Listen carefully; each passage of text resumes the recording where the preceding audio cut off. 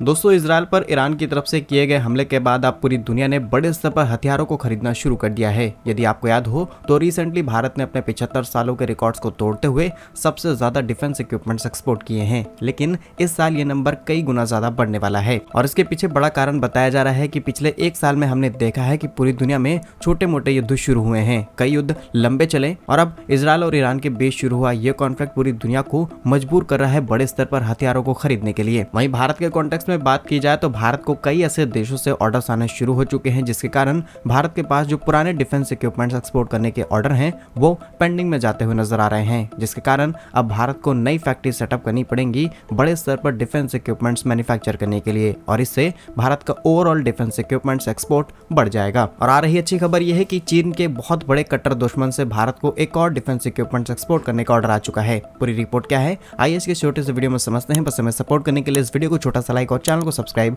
जरूर कीजिएगा। दोस्तों, हम बात कर रहे हैं चीन के कट्टर दुश्मन फिलीपींस की। फिलीपींस ने पहले भारत से ब्रह्मोस, कई रेडार्स और कई आधुनिक हथियार खरीदे हैं। इसके बाद अब भारत से फिलीपींस ने LCH यानी कि लाइट कॉम्बैट हेलीकॉप्टर्स खरीदने की डिमांड की है और जहां पर बहुत जल्द दोनों ही देश LCH% को लेकर के एक एग्रीमेंट फाइनलाइज करने वाले हैं। और इस लिस्ट में सिर्फ फिलीपींस ही नहीं शामिल है, बल्कि रिसेंटली भारत ने गुयाना को डोनियर 228 विमान एक्सपोर्ट किए, जिनका export order Hindustan aeronautics limited की तरफ से किया गया है। इसके बाद फिलीपींस ने भारत से प्रचंड खरीदने की डिमांड की और प्रचंड खरीदने के साथ साथ वो तेजस लड़ाकू विमान भी खरीदने को लेकर के काफी ज्यादा इंटरेस्ट नजर आ रहे हैं। साथ ही इंटरव्यू के दौरान HAL के CMD अनंत कृष्ण जी ने बात करते हुए बताया है कि 5-6 ऐसे देश हैं जिन्होंने तेजस को खरीदने में बहुत ज्यादा इंटरेस्ट दिखाया है, जिसमें अर्जेंटीना भी एक देश शामिल था जिसने कुछ समय पहले ही भारत के साथ ये डील तोड़ ली है और इसमें नाइजीरिया का नाम भी गिना जा रहा है। अर्जेंटीना ने भारत से करीब 20 ऐसे हेलीकॉप्टर खरीदने की डील की थी, लेकिन कुछ समय बाद उन्होंने डेनमार्क के सेकंड हैंड F-16 खरीद लिए। लेकिन अभी भी अर्जेंटीना के अंदर कहीं ना कहीं सिक्योरिटीज को लेकर के इशू हो रहा है, जिसके चलते